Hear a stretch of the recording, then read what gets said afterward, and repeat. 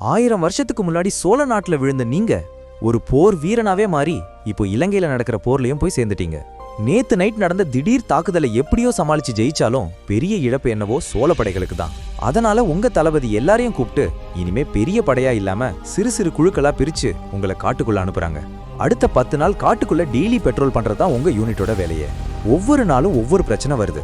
மழை நிக்கவே இல்ல. நிறைய வீரர்களுக்கு உடம்பு சரியில்லாம காய்ச்சல் வேற வர ஆரம்பிக்குது.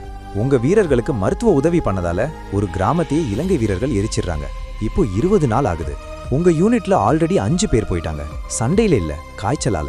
அப்பப்போ திடீர் தாக்குதலும் நடக்குது. ஆனா அதெல்லாம் இப்போ பழகிருச்சு.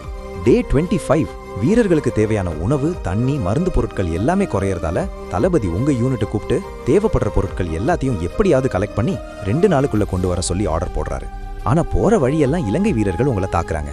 காட்டுல இருக்கிற மிருகங்கள், பாம்புகள் இதையெல்லாம் சமாளிச்சு உங்க கேம்ப் இருக்கிற இடத்துக்கு 4 நாள் கழிச்சு வந்து பார்த்தா ஃபுல் ஷாக்.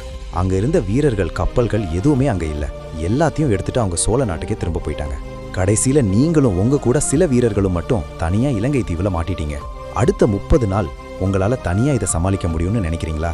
வீடியோ பிடிச்சிருந்தா ஒரு லைக் பண்ணி உங்க பிளான் என்னன்னு கமெண்ட்ல சொல்லுங்க.